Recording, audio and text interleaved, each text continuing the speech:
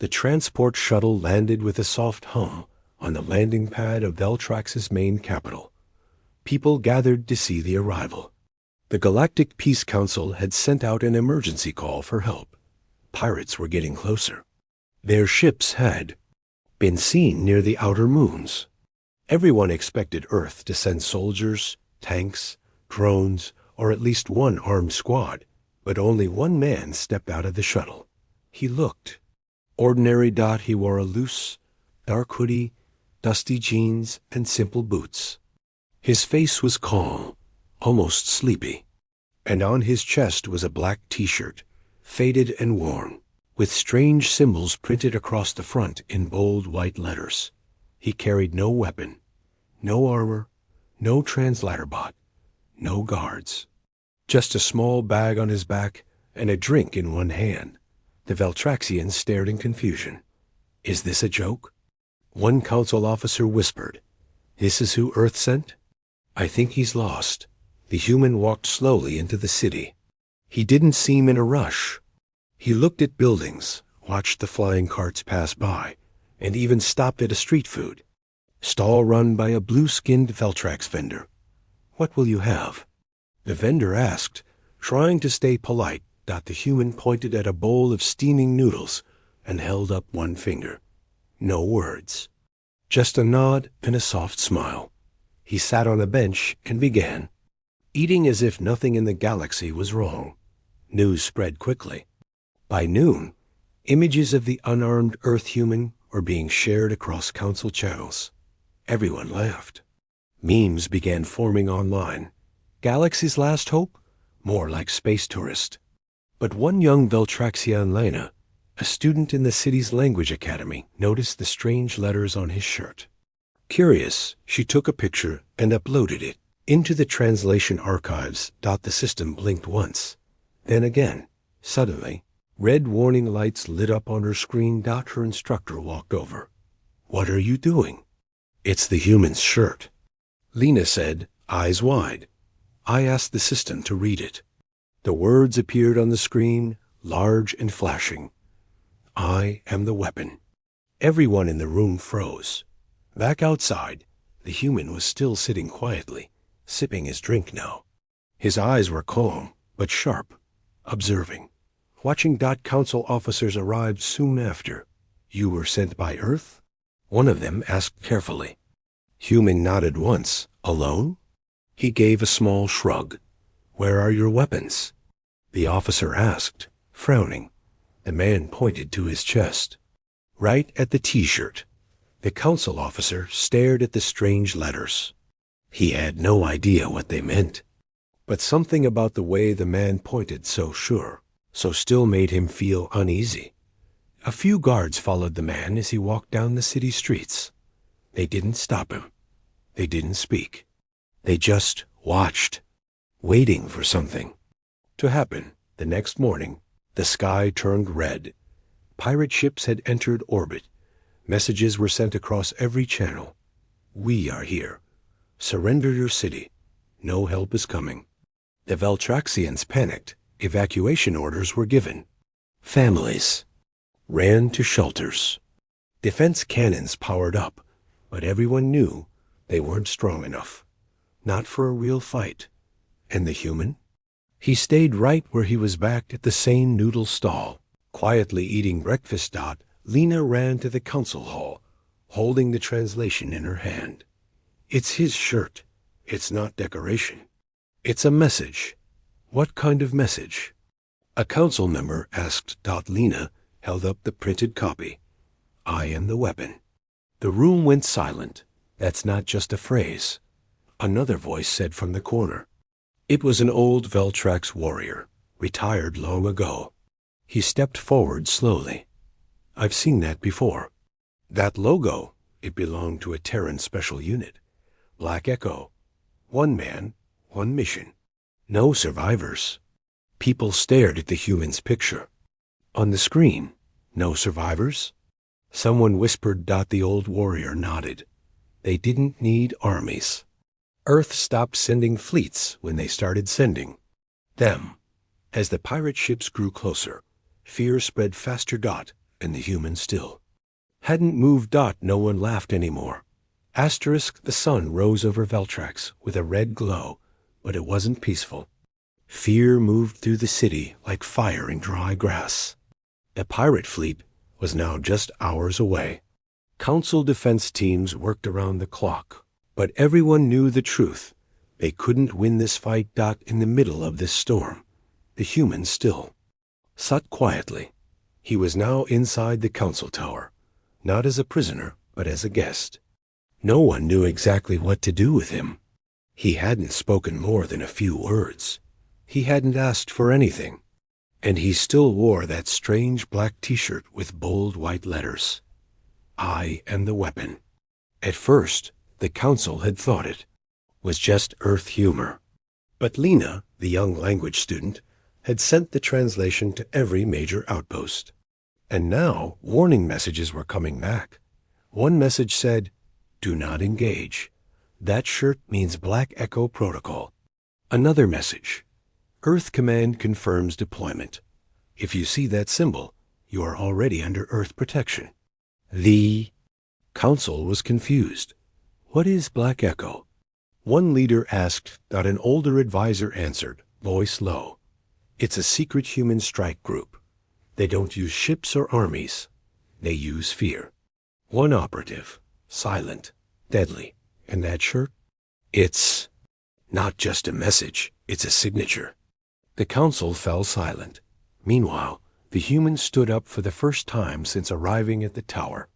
He walked to a large window overlooking the city. Ships were evacuating civilians. Some people were praying. Others were simply frozen in panic. He touched his earpiece, a small black device hidden under his hoodie. "Status," he said softly. A calm voice answered. "Targets in low orbit. Tracking complete. Strike clearance confirmed." The council members didn't understand the words.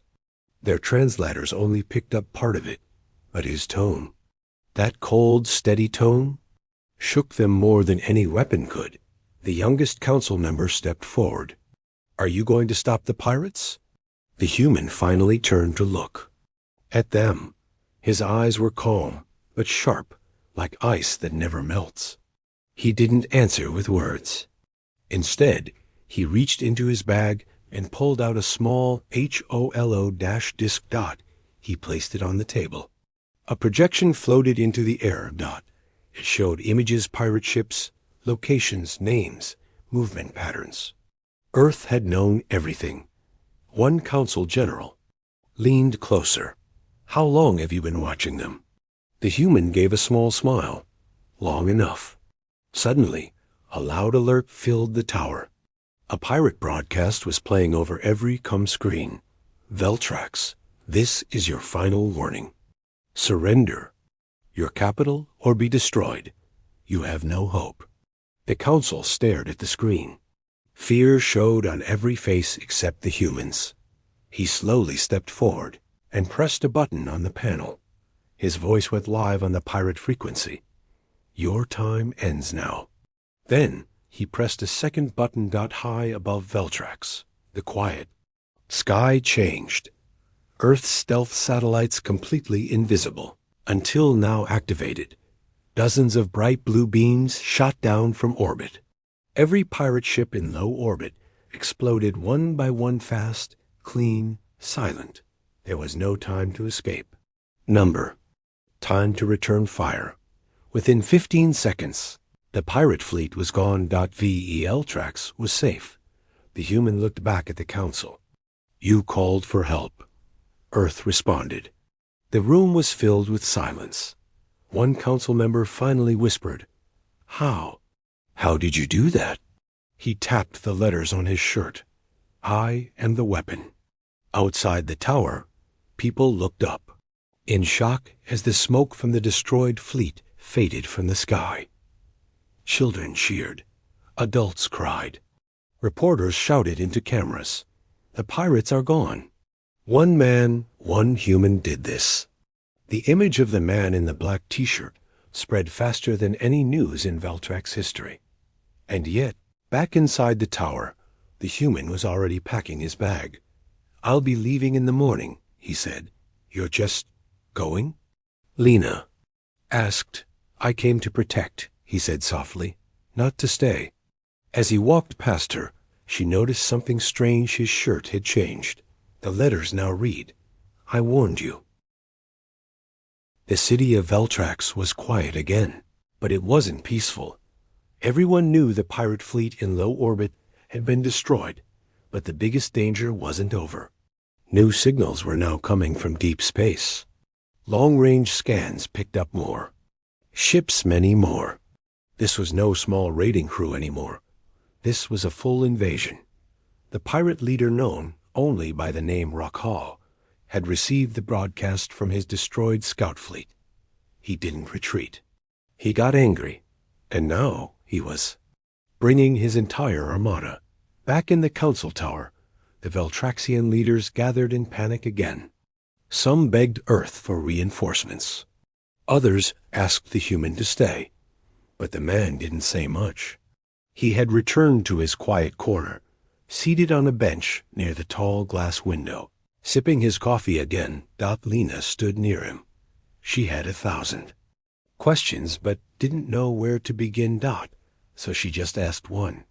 "Why are you still here?" He looked at her, calm as ever. "Because they're still coming." Lena felt cold. "You knew this would happen?" He nodded once. "That first fleet was just a test. They wanted to see who would protect you. Now they know." Council screens blinked again. This time, an open video signal came through. A monstrous alien with metal horns, sharp yellow eyes, and armor made from ship hulls appeared. He laughed as he spoke. "Earth sent only one man? What is this, a joke? Do you really think one human can stop us?" He leaned close to the screen. "I want that human, alive. I will burn your cities and chain your people until he begs for mercy." The screen went black. Everyone looked at the human. He didn't react. Instead, he stood up, stretched his back, and said, "I need a walk." The council tried to stop him. "It's not safe," they shouted, but he was already walking out the door. He walked alone through the half-empty city. Fear was everywhere. Families hiding, shops closed. Soldiers with trembling hands stood at checkpoints. He passed them all without a word. And then he arrived at the main plaza, the big public square, once used for celebration. Now it was quiet, abandoned. He stepped onto the central stage. A few people peeked from windows. Some watched from hiding. Slowly, a camera drone rose above him, broadcasting his every move live across Veltrax. He stood still. Then, slowly, he pulled off his hoodie, revealing the black t-shirt underneath. The camera zoomed in. The words had changed again. This time, it said, "Send them all." Gasps echoed from every screen. Council members choked on their drinks. Soldiers stared. Even children watching whispered the words. "Send them all?" Lena repeated out loud. "He wants them to come?" Back at the tower, panic took hold. "We must prepare," a general shouted. "Get every cannon ready." But the old Veltrax warrior stood and shook his head. "Don't waste your power. The message has been sent." Far across space, aboard the pirate flagship, Rakhal laughed again. He had also seen the broadcast. "This human, he mocks us," he growled. "So be it." He slammed his fist down. "Prepare the invasion. All ships, no survivors." His command ship alone was the size of a mountain. Behind it, hundreds of warships began aligning into attack formation. Lights blinked on. Engines roared. The pirate fleet moved toward Veltrax at full speed. Meanwhile, the human was walking back through the city, quiet and calm. Lena met him at the gate. "You told them to come?" she asked, afraid. He looked at her and said softly, "Yes, why?" He tapped the words on his shirt again. "Send them all." Lena stepped closer. You don't even have a weapon." The human gave a tiny smile. "That's what they all think." She paused. "Is the shirt magic? Is it tech?" "No," he said. "It's just a shirt." "Then how?" he interrupted gently. "It's not the shirt that changes." She blinked. "Then what is it?" The human's voice dropped low. "It's me." The skies of Veltrax turned dark at noon. Clouds didn't cause it. The pirate armada had arrived. From orbit, hundreds of ships blocked. Out the sun. They weren't just warships. These were monster-class destroyers, carriers, drop beasts, and assault cruisers, each built to crush entire cities in minutes. Rakhal, the pirate warlord, stood on his bridge and grinned. "That one human asked for us," he growled. "Let's give him what he wants." He raised his hand. The first wave dropped. Massive pods rained down, smashing into the ground across the planet. They tore through buildings, cracked roads, and made the very air tremble. Each pod opened with a hiss. Out stepped tall, armored pirates, some with claws, others with lasers. Creatures from over 10 species bred for war, trained for fear. Invasion had begun. In the council tower, alarms screamed. Lights flashed red. People ran in every direction. Defense commanders shouted orders, but nothing was working. Shields were already weakening. "Where is the human?" A voice yelled. "He left the plaza." Lena answered, panicked. "He said they would come, and then he vanished." The old warrior stepped forward again. "He's not running. He's getting into position." Elsewhere, the human walked alone. No armor, no weapon, but his shirt had changed again. Now it said, "You should have stayed in orbit." He stopped at an open field just outside the city walls. It was quiet, too quiet. He looked at the sky, then at the trees. A soft wind blew through the grass. And then the pirates landed there too. A full squad of 20 dropped from a pod. Their commander, a beast with iron skin and twin axes, laughed. "This is it? Earth sends T-shirt man to fight us?" The others roared in laughter. The human said nothing. He pulled a small square device from his pocket. It looked like a music player. The pirates leaned in. Then he pressed a button. From the hills around them, dirt moved. And rose. Black machines unfolded from the Earth autonomous combat bots, hidden in sleeper mode, buried deep under Veltrax soil days ago. Now awake. Now online. Their red eyes lit up like fire. The lead pirate screamed, "Ambush!" The bots didn't speak. They moved fast, too fast. They tore through the pirate squad like paper. One tried to run. The human didn't even chase. The bots did it for him. The sky lit up again as more pods fell across the cities. But something strange was happening. Wherever the human had walked before, bots rose from underground. He had prepared every step, every path. He was the signal. And his T-shirt was not just a warning, it was a map of death. Back at the council tower, the live feeds were showing the battle. People watched in shock as the bots took over entire streets. No Earth warships in the sky. No giant tanks. Just the man. His shirt. And destruction wherever he had walked. A message came through. Not from Earth Command. From him. A single line appeared. On every screen. "Next time, don't laugh at the shirt." The Veltraxians stared in silence. One council member whispered, "What kind of man plans a war with his footsteps?" The old warrior answered, "The kind Earth calls when everything else fails." High above, on the pirate flagship, Rakhal roared in fury. "They planted machines? Underground? That human, he tricked us." Another officer shouted, "We're losing ground in all 3 zones. The machines are adapting." Rakhal's face twisted. "Then we land everything. All of it. And this now." And so, The final wave dropped. Dozens of mega-dash pods. Thousands of pirates. And the human stood waiting alone. He looked up once more. This time his shirt said, "Good. Now it's fair." The final wave of pirates had landed. They came in numbers the city had never seen before. From every street, every skyway, and every drop point, pirates stormed forward like a living flood. Their leader, Rockhall, had sent his best killers, his most advanced war beasts, and his personal guard to crush the human who dared mock them.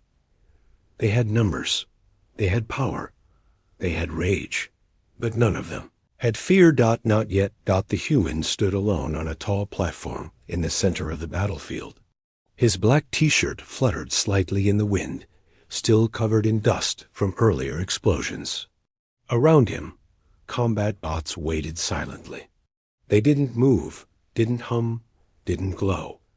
They waited for one thing, his signal. He looked over the sea of enemies charging toward him. Then he raised one hand. And snapped his fingers. In less than 5 seconds. The bots activated. But not just the ones on the surface, hundreds more underground, inside abandoned buildings, and even hidden inside city monuments. They rose from the earth like steel ghosts. They moved in silence, perfectly in sync. And they didn't miss. Pirates screamed, blades shattered, shields failed, lasers fired wildly, but the bots didn't stop. They advanced like a wall of death, each one programmed with the human's combat files. He had written the code himself. These weren't just machines. They were extensions of him. And the council tower, every screen showed the same thing. One human, one army of bots, thousands of pirates falling. Valtraxians who once doubted him were now silent. Children stared with wide eyes. Elders prayed. Leaders whispered. One of them leaned forward and said, "He's not fighting them." Another replied, voice shaking, "He's studying them." It was true. As the pirates changed tactics, the bots adapted instantly. They didn't fight harder, they fought smarter. As if the human could see every move before it happened, Lena gasped, "He's watching their patterns. He's learning them in real time." The old warrior nodded. "He's not just a fighter. He's a tactician, a living war program." High above, on the pirate flagship, Rockhall watched in horror. His armies were being wiped out again. And this time, there were no satellites firing from orbit. No space weapons. No hidden ships. Just one man. And the machines that followed his lead. One of his officers said in a broken voice, "Sir, even if we land more, it won't matter." Rockhall slammed his fist into the control panel. "He's just a human," he shouted. "He bleeds like anyone else." Then came a sound behind him. A whisper. The voice of fear. It was one of his crew. Barely able to speak. "Sir," his shirt. "Look at the latest footage." Rockhall turned. The broadcast was live again. Down on the planet, the human stood in the smoking field. Around him, pirate bodies lay scattered. Flames danced in the distance. The battle wasn't over, but it was no longer a battle. It was a message. Warning. The camera drone zoomed in on his chest. The words on his t-shirt had changed again. Now it said, "You attacked a Death Worlder." The message spread in seconds, translated into every galactic language. Billions watched across the stars. Some dropped their drinks. Others whispered legends they had long forgotten. In every corner of the galaxy, people began to understand. Earth wasn't part of the Council because it wanted peace. It was because no one wanted to see what would happen if Earth got angry. Back at the Council Tower, Lena sat in silence. The other members watched the sky in awe. One leader whispered, "We thought Earth was weak." Another added, "They never showed their real power before." The old warrior smiled. "No, and now we know why." At the front line, the human turned away from the ruins of the last pirate charge. He tapped his earpiece. Full sweep. Clean the rest. The bots moved out, spreading across the city. Not to destroy, but to protect. They scanned buildings, cleared traps, and even helped civilians out of collapsed shelters. The same machines that had brought terror now brought safety. Lena watched through the window and finally understood. He wasn't just a weapon. He was a message Earth had sent to the stars. Never mistake silence for weakness. And as he disappeared into the smoke once more, a new message blinked onto council screens. He's not the only one. Asterisk smoke still curled through the broken skyline of Veltrax. The city had survived, but it would never be the same. Fires were dying down, the last pirate signals were gone, and the bots had returned to their underground sleep. And the human? He was gone. No ship, no goodbye, no name, just vanished into the early morning mist. Only one thing remained behind his black T-shirt. It was folded neatly on the bench in the central plaza. No blood, no burns, not even a tear. And printed on the front, in bold white letters, was the final message. This was a warning. The council stared at it in silence. Veltraxian citizens gathered around it like it was a holy artifact. Some reached out to touch it, others just stared. News drones hovered above. Reporters whispered into their microphones. Artists began sketching it. Poets wrote about it. Kids copied it with chalk on walls. The human shirt had become more than clothing. It had become doctrine. New philosophy. Across the stars. Broadcasts of the battle spread like wildfire. At first. Most didn't believe it until the pirate fleet failed to return. Until Rockhall's flagship was found drifting, crewless, with just a single Terran card nailed to the bridge. Next time, Nock. Alien governments panicked. Trade guilds stopped insulting Earth. Military powers rewrote their defense plans. Some species held emergency meetings on how to manage human relations. One senator on the outer ring said it clearly. We feared Earth's armies. We were wrong. We should have feared their silence. Back on Veltrax, Lena walked through. The quiet plaza. The city was rebuilding. Robots helped fix buildings. Food stalls reopened. The sky looked clean again, but her mind was still with the man who never raised a weapon and still defeated an army. She visited the bench where the T-shirt had been. Now it was placed in a sealed case, surrounded by guards. A new plaque had been added, reading, "In honor of the protector from Earth."